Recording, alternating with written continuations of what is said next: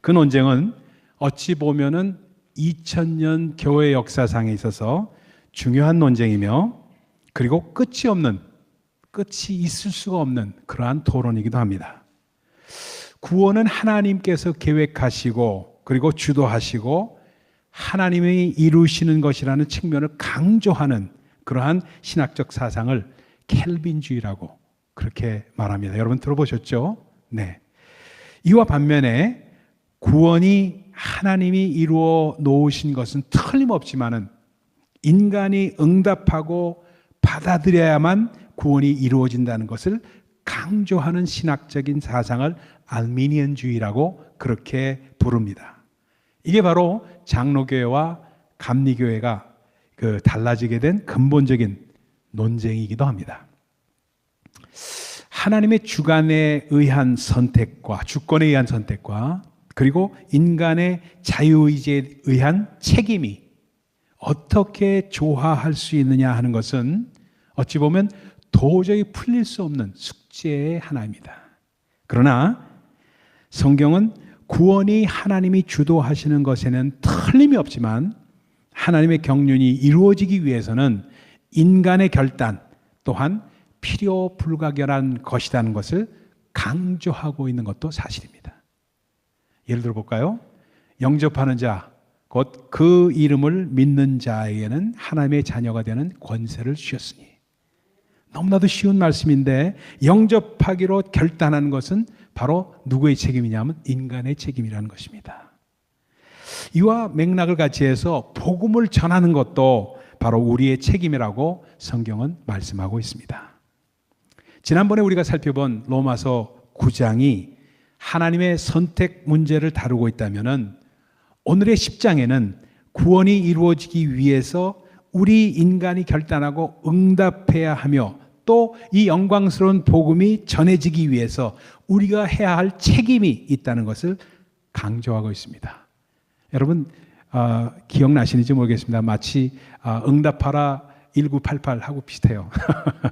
농담의 말씀이고요. 오늘은 로마서 10장을 중심으로 해서 인간의 책임 그 세 가지를 나누면서 함께 은혜 받는 시간을 갖기를 원합니다. 첫째 책임은 말입니다. 올바른 지식에 대한 책임입니다. 따라합시다. 올바른 지식. 찬송가 405장 우리가 잘 아는 찬송입니다. 나 같은 죄인 Amazing Grace라는 찬양이죠. 그걸 작사하신 분이 존 뉴턴이라는 분입니다.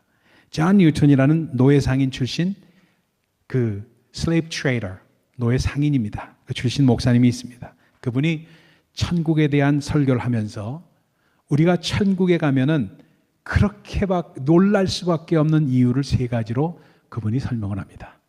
첫 번째 놀라는 것은 당연히 천국에 와 있을 줄 알았던 사람이 그곳에 없어서 놀란다고 많이 들어보셨죠? 그리고 두 번째 놀라는 것은 도저히 천국에 갈 수 없을 것으로 생각했던 사람이 그곳에 와 있어서 놀란다는 겁니다. 그렇죠? 우리 같은 사람. 네. 세 번째는 죄악 가운데 물들어 살았고 아무것도 한 것이 없고 부족한 나 같은 자가 천국에 이렇게 올 수 있다는 것에 대해서 놀란다는 사실입니다. 그래서 그분이 말하는 것이 Amazing Grace, Amazing Grace라고 표현합니다. 또한 그분이 강조하는 것이 올바른 지식, right information and right knowledge라고 표현하고 있습니다. 그걸 강조합니다. 이스라엘 백성들이 종교적인 특권 속에 살고 있음에도 불구하고 그들의 대부분이 예수님을 믿지 못하고 불신앙 가운데 살고 있는 이유는 진정한 복음의 지식이 그들에게 없었기 때문이라고 사도 바울은 진단하고 있습니다. 그래서 뭐라고 말씀하냐면 2절에 저희가 하나님께 열심히 있으나 지식을 쫓은 것이 아니다. 지식을 쫓은 것이 아니었다 하고 말합니다. 이스라엘 백성들이 왜 실족했습니까? 실족한 이유는 그들이 열심히 신앙생활을 했지만 정확한 지식을 따라서 신앙생활을 하지 않았던 것입니다. 하나님의 말씀을 정확히 알아서 한 것이 아니라 자기 중심적으로 신앙생활을 자기 멋대로 해석하고 했던 것입니다. 그래서 하나님의 의를 모르고 자기 의를 세우려고 힘써 하나님의 의를 복종치 아니하느니라 하고 표현하고 있습니다. 유대인들이 누굽니까? 아브라함의 후손들 아니에요? 그러다 보니까 그들은 소돔과 고모라가 아브라함과 천사와의 대화 가운데 뭐라고 말합니까? 의인 10명이 없어서 불로 심판을 받은 것을 기억하고 있는 그런 사람들입니다. 그러다 보니까 나름대로 의인 운동을 그들에게 벌렸습니다. 어떻게든 열심히 선행을 쌓아서 의인이 되고자 하는 열심을 나름대로 낸 것입니다. 그런 그들에게 사도 바울이 와서 예수님께서 뭐라고 말씀하시냐 하면 의인은 없나니 하나도 없다. 모두들 죄인들이고 예수 그리스도의 그만이 의인이신데 그분의 의를 받아들이고 믿으면 모든 사람들이 다 같이 의인의 반열에 들어간다 하고 사도 바울이 선포를 하니까 도저히 받아들일 수가 없는 거예요. 도저히 납득할 수도 없고 동의할 수도 없는 그러한 메시지였습니다. 본문 4절이 이렇게 말합니다. 그리스도는 모든 믿는 자들에게 의를 이루기 위하여 율법의 마침이 되셨느니라. 율법의 마침이 뭐예요? Ending of the law. 율법의 마침이 됐다는 거예요. 그렇게 하니까 이스라엘 백성들은 그리스도의 말씀 자체를 거부하기 시작합니다. 말씀을 거부하니 그 말씀이 근간이 되어서 되지 않는 신앙생활이 되어버렸고 오히려 이스라엘 백성들의 열심이 그들로 하여금 예수를 죽이려고 했고 하나님께 불복종하게끔 하는 결과를 초래하게 됩니다. 그것이 지금까지 살아온 유대인들의 모습입니다. 조금 다른 예를 한번 볼까요? 여러분 우리 가운데 우리가 잘 아는 여호와의 증인, Jehovah's Witness 여러분들 아시죠? 여호와의 증인보다 더 열심을 갖고 있는 사람이 우리 가운데 몇이나 되십니까? 집집마다 문을 두드리며 축호전도에 애를 쓰고 있는 그들입니다. 싫다고 문전박돌해도 계속해서 열심히 찾아오는 여호와의 증인 방문 받아보셨어요? 그 열심으로 말씀한다면 당할 사람이 없습니다. 그런데 그 열심 때문에 그들을 우리가 참된 신앙인이라고 말할 수 있냐는 거죠. 그럴 수 없다는 겁니다. 교회에서도 올바른 지식이 없이 그저 교회에서 봉사만 하면 되는 줄 알고 그냥 10년, 20년 왔다 갔다 하며 교회 생활 하시는 분들이 있습니다. 여러분 우리가 꼭 기억해야 될 게 뭐냐면 교회는 봉사단체가 아닙니다. 우리 주님은 교회를 봉사단체로 소개하지 않습니다. 우리 교회를 만민이 기도하는 집이라고 소개하십니다. 만민이 기도하는 집. 또 성경은 봉사보다도 오히려 학교로 교회를 소개하고 있습니다. 말씀을 배우고 나누고 전하는 학교라고 말합니다. 오랜 교회 생활을 통해서 나름대로 봉사한다고 했지만 바른 지식 가운데 서 있지 못하면은 그 봉사 때문에 오히려 상처를 받는 수가 너무나도 많이 있습니다. 교회 와서 예배나 성경 공부에는 전혀 관심이 없고 봉사에만 관심이 있는 것 위험합니다. 물론 교회에서 봉사하는 것 너무너무 필요한 일입니다. 중요한 그러한 섬김의 일부분입니다. 그런데 문제는 이 섬김이 올바른 지식과 하나님을 섬기는 마음에서 우러나와야 한다는 것입니다. 올바른 지식에 근거한 섬김이 아닌 경우 대부분 자기 의만 고스란히 드러나는 수가 많이 있습니다.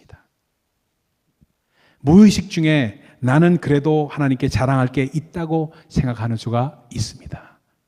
우리 교회는 그런 예를 들 필요도 없어요. 너무나도 잘 하시니까. 그런데 다른 교회를 가보면 그런 예가 있습니다. 교회에서 봉사하는 것이 특권이에요. 교회 아무나 못 들어오게 해요. 나가세요 이런다고요. 그런 수가 얼마든지 다른 교회에서는 있다는 사실을 기억해야 됩니다. 여러분 그리고 나와 다른 사람을 비교하고 봉사하지 않는 사람들을 오히려 정죄하는 수도 있습니다. 바리새인들의 생각과 다를 바가 없어요. 이방인들보다 자신들이 낫다고 생각하기 때문에 그렇습니다. 하나님은 남보다 나를 여기지 말라고 말씀하십니다. 그러면서 마음을 같이 하라고 말씀하세요. 마음을 같이 하라고. 즐거워하는 자와 같이 즐거워하고 우는 자와 같이 울고. 그러니까 이게 무슨 말이냐? 내가 다른 사람과 같지 않다는 것은 상대방보다 좀 우월하다는 우월의식이 숨어 있는 것입니다. 그게 뭐로 나타나느냐? 자기 의로 나타납니다.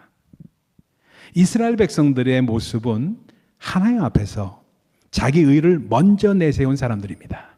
그래서 하나님 앞에서 그래 너희들이 낫다 하고 당연히 칭찬받을 줄 알았던 사람들이 유대인이었어요. 바른 지식은 너무나도 중요하고 바른 지식을 교회에서 가르치는 것이 우리들의 책임입니다. 그렇기 때문에 구원받기 원하십니까? 그렇다면은 말씀 앞으로 나오셔야 합니다. 하나님의 말씀은 우리가 믿어야 할 진리를 제시하고 있습니다. 또 섬기기를 원하십니까? 섬김에 대한 바른 지식이 있어야 합니다. 그래야 상처받지 않고 온전히 섬김을 이룰 수가 있다는 말씀입니다. 성령 받기 원하십니까? 말씀을 찾아보십시오. 성령 받는 예가 어떤 것인지. 선교하고 전도하기 원하십니까? 그러면 선교, 전도에 대한 바른 지식이 있어야 합니다. 말씀에서 왜 우리가 선교, 전도해야 하고 왜 또는 어떻게 우리가 선교하고 전도해야 할 것인가를 배우고 바른 지식에서 출발하는 겁니다. 여러분, 저는 이건 좀 트랜슬레이트 하기가 어려울지 모르겠어요. 여러분, 저는 교회 재직 훈련 가면은 꼭 그 얘기합니다. 재직 세미나 하면서 꼭 무슨 얘기를 하냐면 교육부장 손 들어보려고 그러고 선교부장 손 들어보라고 합니다. 그럼 손을 드시죠? 그러면 물어봐요. 교육부장님, 주일학교에 대해서 책 몇 권 읽어보셨어요? 물어봅니다. 선교부장님한테 손 들으려고 그러고, 선교부장님, 선교에 관련된 책 얼마나 읽어보셨어요? 지식이 없이 그냥 교회니까 은혜로 한다고 하는 말로 그냥 합니다. 그렇지 않아요. We are professional people in the eyes of God. 하나님의 눈으로 볼 때 우리는 전문적인 사람들입니다. 주님의 사역은 we have to become professional, more professional. 그게 제 지론입니다. 그래서 참 잘못된 성경을 대하는 태도에 올바른 지식이 결여되면은 그것이 나타납니다. 성경을 보는 각도가 올바로 되어야 한다는 얘기입니다. 그러기 위해서 여러분 참 성경 말씀을 대할 때 긍정적인 시각이 필요합니다. 왜냐하면 성경은 stating the truth, stating the fact, 사실과 진리를 서술적으로 기록한 말씀이기 때문에 그렇습니다. 성경은 그것을 논증적으로 독자들에게 증명하고 프루브하기 위해서 쓴 책이 아니라는 얘기입니다. 진리는 그 자체가 사람들에게 계시되어서 체험되어지는 것이지 논리적으로 증명되는 말씀이 아닙니다. 이 사실을 모르기 때문에 성경을 대할 때 자꾸 잘못된 질문을 던지게 되는 수가 너무나도 많다는 사실이에요. 예를 들어 봅니다. 요한복음 9장에 보면요, 날 때부터 소경된 사람의 사건이 나옵니다. 그 사람이 소경이 된 것이 누구의 죄 때문이냐는 제자들의 질문에 우리 주님께서 답을 하십니다. 누구의 죄 때문이 아니다. 그에게서 하나님의 역사를, 하나님이 하시는 일을 나타내고자 하심이라 하고 답을 합니다. 그러니까 그 소경을 통해서 빛이신 그리스도를 나타내고 하나님의 영광을 드러내기 위함이라는 그러한 말씀이었습니다. 이 말씀을 대하면서 저를 포함해서 제가 처음에 성경 읽을 때 퀘스천 마크를 달았던 것이 이곳이었습니다. 부정적인 시각을 가진 사람들은 이렇게 생각합니다. 특히나 머리 좋은 사람들이요. 어떻게 하나님의 영광을 나타내기 위해서 사람을 38년간 장님으로 놔둘 수 있는가? 가혹한 하나님이시다. 하나님이 자기 생각만 하시는 분이다 하는 결론을 내려버립니다. 또 이런 질문을 덧붙입니다. 왜 하나님이 이스라엘 백성을 택해서 이 땅에 오셨는가? 한국 사람으로 오시면 안 되었나? 예수 이전, 그러니까 복음이 전해지기 전에 사람들은 다 지옥 간다는데 억울한 일 아닌가? 사랑의 하나님이 그럴 수 있습니까? 목사님 이거 어떻게 생각하세요? 그러면서 멋있게 질문합니다. 바른 지식이 없기 때문에 성경에 나온 사건들을 부정적인 시각으로 잘못 본 것입니다. 인간은 하나님의 형상대로 창조되었습니다. 아멘? 하나님의 형상대로 창조되었다는 것은 우리 인간에게 자유의지, free will, 자유의지를 주셨다는 뜻입니다. 하나님의 형상이 자유의지로 나타내기에 우리 하나님에게도 자주적인 당신의 의지와 뜻이 있다는 것을 우리는 꼭 기억해야만 합니다. 하나님이 우리에게 free will, 자유의지를 주셨으면 하나님도 자유의지를 가지신 분이라는 뜻입니다. 이걸 인정해야 됩니다. 하나님을 하나님 되게 하려면 그분의 뜻과 그분의 의지를 인정해야만 합니다. 그분의 뜻이 우리와 다를지라도, 그렇죠? 성경에 기록되어 있기 때문에 그것을 인정하는 것이 바른 지식이라는 말입니다. 요한복음 11장에 보면 또 나옵니다. 우리 주님께서 죽은 나사로를 살리시는 사건이 나옵니다.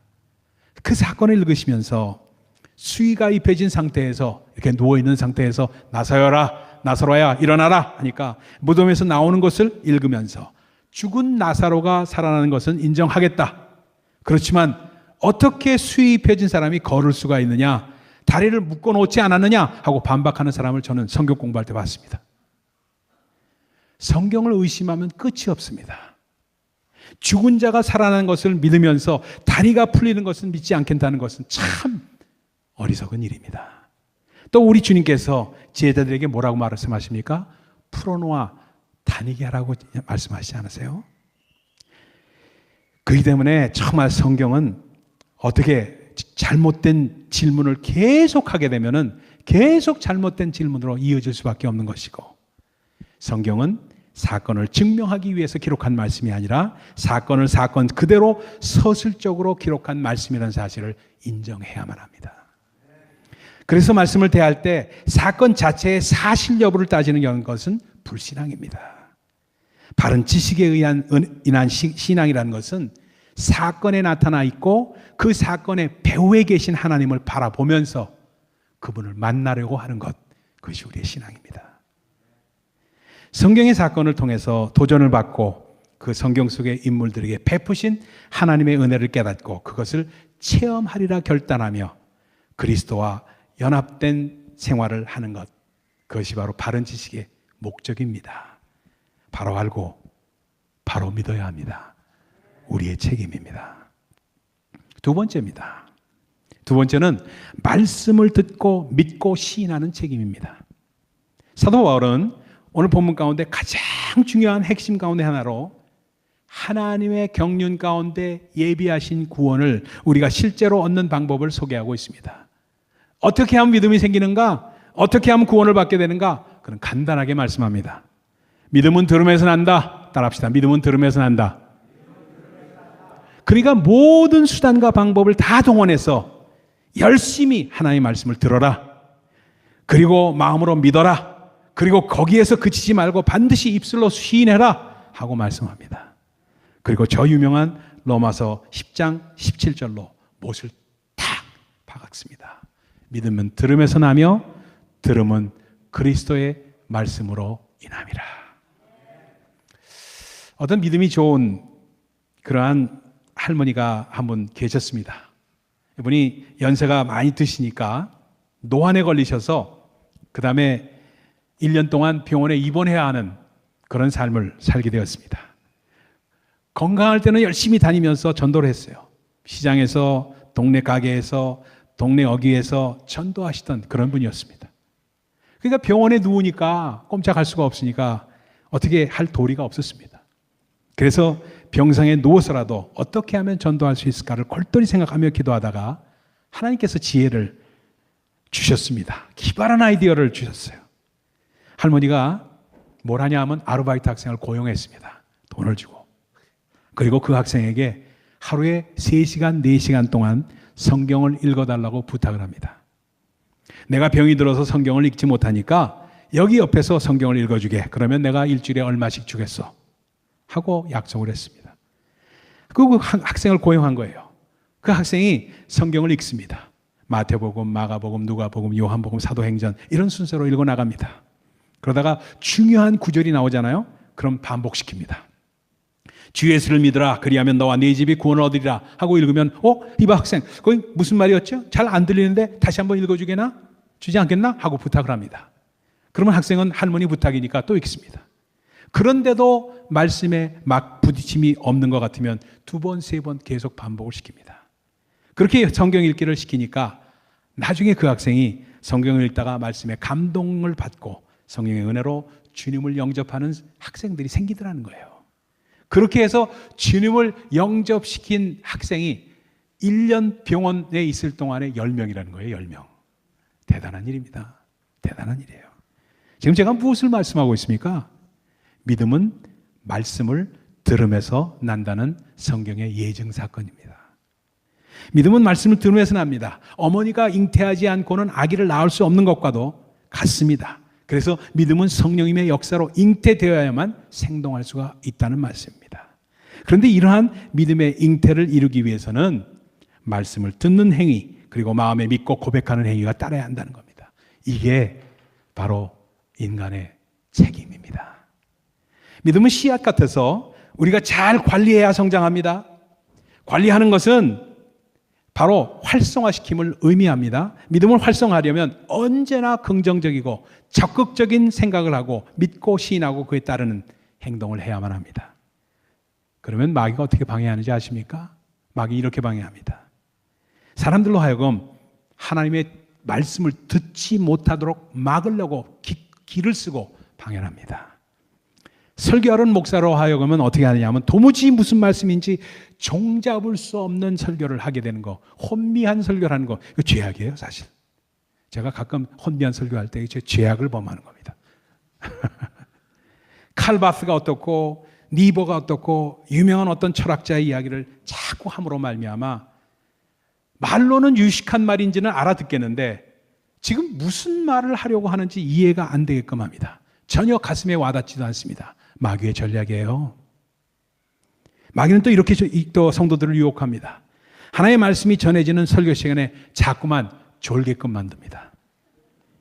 예배 시간에 졸아서 겸연쩍어 하는 사람에게 위로하는 차원에서 또 어떤 목사님이 이렇게 말합니다.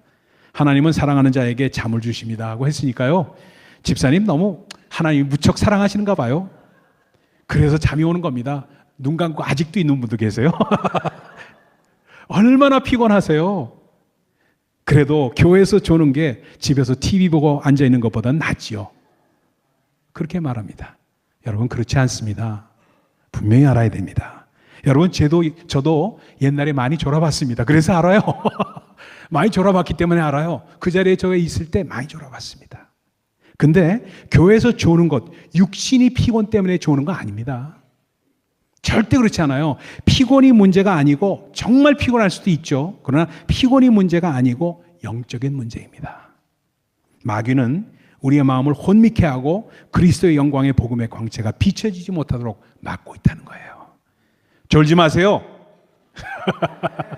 말씀을 잘 듣고 믿고 시인하는 것 누구의 책임이에요? 우리에 대해 책임입니다. 우리들의 책임. 우리의 믿음이 활성화되려면 정말 믿는 바를 입술로 계속 시인해야만 합니다.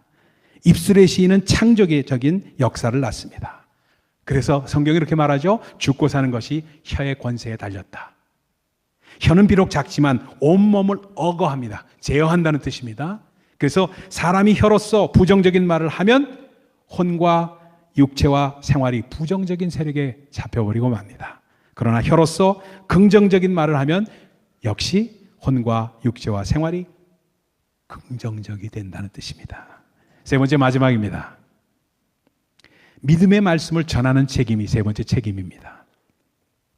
바울 사도는 로마서 9장에서 구원에 대한 하나님의 선택을 강조합니다. 그리고 10장으로 넘어와서 이 구원이 실현되고 하나님의 영광스러운 구원과 은혜가 모든 사람에게 미치기 위해서 복음을 들고 나가야 하는 우리의 책임을 강조함으로써 9장과 10장의 조화로운 그 놀라운 조화를 설명하고 있습니다.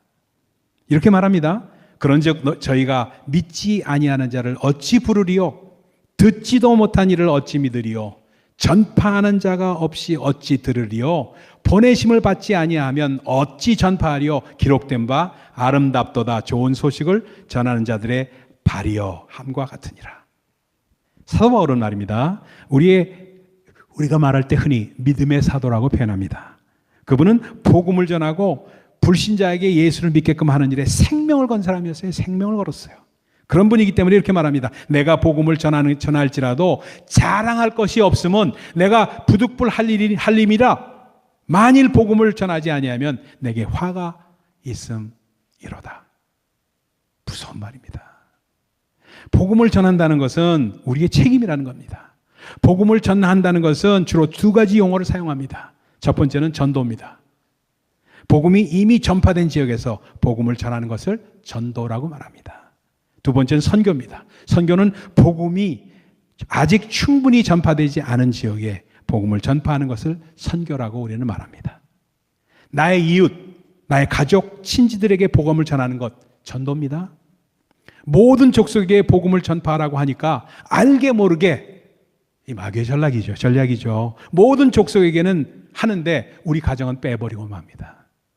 내 자녀는 빼버리고 말아요. 내 이웃은 빼버리고 말아요. 실제로 전도나 제자 훈련은 가정부터, 가까운 사람으로부터 시작하는 겁니다. 저는 저희 목회하면서 저질렀던 실수의 사건을 절대로 잃어버리지 않는 사건이 있습니다. 뉴욕에 사는 어떤 의사 한 분이 암에 걸렸어요. 의사들도 암에 많이 걸리는 모양이에요. 저희 교인도 아니고 해서 그렇거니 하고 지냈습니다. 어느 날 제가 섬기고 있던 교회에 어느 집사님이 찾아와서 그분이 구원의 확신이 없으니까 찾아가서 목사님이 그래도 파워풀하게 복음을 좀 전해달라고 부탁을 했습니다. 그러겠다고 대답을 했지만 시큰둥했습니다. 평소에 안면도 없는 분이고 그리고 우리 교인도 아니고 해서 차일피일 미루었습니다. 그러던 어느 날 그분이 돌아가셨다는 전가를 받게 됐습니다. 너무 큰 충격을 받았습니다. 차일피일 미루던 저 자신을 질책하면서 회개했습니다. 목사가 돼서 말로는 영혼을 사랑한다고 하면서 그분의 영혼을 위한다는 마음이 전혀 없었던 것 같아서 얼마나 회개했는지 모릅니다. 그 다음부터는 병원에 계신다는 분들에 대해서는 만사를 젖혀놓고 어떤 분이든지 상관없이 신방을 하고 영혼의 구원을 점검합니다. 전도가 생각만큼 잘 안 된다고 많은 사람들이 말합니다. 또 요즘 세상에 전도를 받아야 할 대상이 어디 있느냐고 말하는 사람조차 있습니다. 우리가 전도에 실패하는 이유가 어디 있습니까? 전도가 영혼을 불쌍히 여겨서 그리스도께로 인도하겠다는 마음보다 단지 교인을 얻기 위한 그런 전도를 할 때가 너무나도 많습니다. 목사도 마찬가지예요. 섬긴다고 하면서 하늘나라 가면은 계산할 겁니다. 하나님께서. 전 믿어요. 몇 명을 교인으로 섬겼느냐 여기에 따라서 상을 주시는 게 아니에요. 몇 명의 영혼을 진정 그리스도께로 인도하였느냐 이걸 물으실 거예요. 너무나도 교회를 만들려고 그러고 진정한 성도를 만들려고 하는 생각은 없이 목회하는 수가 너무나도 많았던 것을 고백합니다. 전도의 대상은 이스라엘 집에 잃어버린 양입니다. 누가 잃어버린 양입니까 도대체가? 모든 것이 잘 되고 편하고 잘 배우고 잘 믿고 잘 입고 잘 사는 사람들은 복음 받아들이기가 쉽지가 않습니다. 우리 주변에 삶에 지쳐서 낙심한 자들이 있습니까? 그들이 이스라엘에 잃어버린 양이에요. 어려움 가운데 있어서 위로받지 못하는 영혼들이 주변에 있습니까? 그리고 절망 가운데 빠져서 이러지도 저러지도 못하고 안타깝게 고민하는 영혼들이 주변에 혹시 있으세요? 그분들이 바로 이스라엘에 잃어버린 영혼입니다. 그분들에 가셔야 돼요. 모든 것이 잘 되고 아쉬울 것이 없는 사람, 모든 것이 편안하고 재미있고 삶에 재미가 넘쳐서 복음이 들어갈 여지가 없는 사람들에겐 가지 말라고 우리 주님 말씀하세요. 물론 그런 사람들 가운데도 실제로 들여다보면 그 영혼이 황폐하고 갈급한 심령들이 있어요. 그런 분도 계십니다. 이렇게 갈급한 심령, 소외된 심령, 의지할 곳이 없는 영혼들에게 먼저 가라고 말씀하십니다. 그 잃어버린 영혼을 성경은 통틀어서 가난한 자라고 말합니다. 따라합시다. 가난한 자. 여러분 이거 생각해 보십시다. 여러분 꼭 우리가 기억해야 될 게 이거예요. 여러분 저를 보세요. 우리 한국 한번 생각해 보십시다. 120년 전 돌이켜 보십시다. 우리 한국에 선교사님들이 오셨죠? 선교사님들이 오셔서 그 시대에 우리 한국 사람들 얼마나 헐벗고 굶주렸고 아무것도 가진 것이 없는 그런 사람이었어요. 120 years ago in Korea there was nothing. We are so devastated. 그랬어요. 근데 선교사님들이 오셔가지고 어땠습니까? 복음을 전했습니다. 복음을 전하면서 뭐랬냐? 둥지, 우리가 하고 있는 둥지, 클래스 미팅, 속회, 구역회를 우리 선교사님들이, 미국 선교사님이, 영국 선교사님들 이런 사람들이 와서 했어요. In those days, the Koreans have nothing. They didn't have anything. But all the missionaries did, see, those class meetings, 둥지 meetings, all those kind of things with Korean people. 근데 어떻게 됐어요? 한번 보세요. 너무너무 없다 보니까 여름에는 너무나도 stinking, 너무나도 냄새가 났답니다. 그게 기록에 남아 있습니다. 선교사님들의 기록에. In those days, 120 years ago, Koreans was stinking. 여름에는 in summertime, because of the smell, they couldn't stay within the house. 선교사님들이 도저히 있을 수가 없어 아웃도어 가서 클래스 미팅을 했다는 거예요. 얼마나 그랬으면 그랬겠어요. They had to do it outdoor because of the smells. 근데 문제가 언제냐면은 during the winter time. 겨울에 어떻게 할 거냐 이거예요. 겨울에. In winter time. What are they going to do? 그래서 겨울에는 할 수 없이 추우니까 집에서 했다는 거예요. 클래스 미팅을. They did that at home cell group in the house. 근데 항상 씻지 못하고 헐벗고 굶주렸던 한국 사람들 들어가서 보리밥 먹고 조금 먹고 왔으니까 뭘 했냐면 앉아서 구두장에 앉아가지고 방구를 그렇게 많이 꼈답니다. 안 되는 얘기지만 죄송합니다. 방구를 꼈대요. 근데 선교사님들이 선교 보고서에서 우스갯소리로 남긴 글이 있어요. 뭐라는지 아세요? 방귀는 집 안에서 계시지만 냄새는 밖에 나가서 피우십시오. 그랬다는 얘기예요. 이 통역하기가 어렵죠? 여러분, 그러면서 전해받았던 복음입니다. 복음을 전하는 것, 그렇기 때문에 우리의 책임이라는 거예요. 하나님께서 우리에게 기대하십니다. 이 시간 여러분 각자가 주님 앞에서 스스로 질문을 하시기 바랍니다. 내가 복음을 전해서 예수를 믿고 예수를 닮아가고 예수의 일, 곧 영혼을 건지는 일을 하고 있는가? 영적인 자녀가 나에게 있는가? 여러분, 우리가 주님 앞에 서게 되는 날, 다른 것은 다 사라질 것이나 이 영혼 구원에 대한 것만큼은 주님께서 He will do the accounting, 계산하시겠다는 거예요. 나에게 믿음의 작품이 있는가? 내가 하나님의 자녀가 되어서 그분의 후사가 되었는데 그분의 은혜에 감사하는 믿음의 작품이 있는가? 물어보시기 바랍니다. 우리 교회는 그동안 조금씩 자연 성장을 해왔습니다. 너무나도 감사하죠. 앞으로도 하나님의 축복으로 계속 우리는 성장할 겁니다. 아니, 제가 예언할 필요도 없어요. 계속 보내주실 겁니다. 매주 늘어날 거예요. 매주 늘어가고 매주 이제 내년도면 앉을 자리가 없을걸. 앉을 자리가 없을 거예요. 내년 되면요. 물론 내년 초는 아니겠지만 한참 가가지고 했지만 여러분 그렇게 될 겁니다. 예상하셔야 됩니다. 그래서 보조 의자를 놓으셔야지만 예배 드릴 수 있는 그런 시간이 올 겁니다. 여러분 너무나도 감사하죠. 그러나 우리 스스로에게 물읍시다. 정말 복음을 모르고 아직 우리 주님을 모르는 사람에게 내가 안타까이 복음을 전하고 있는가?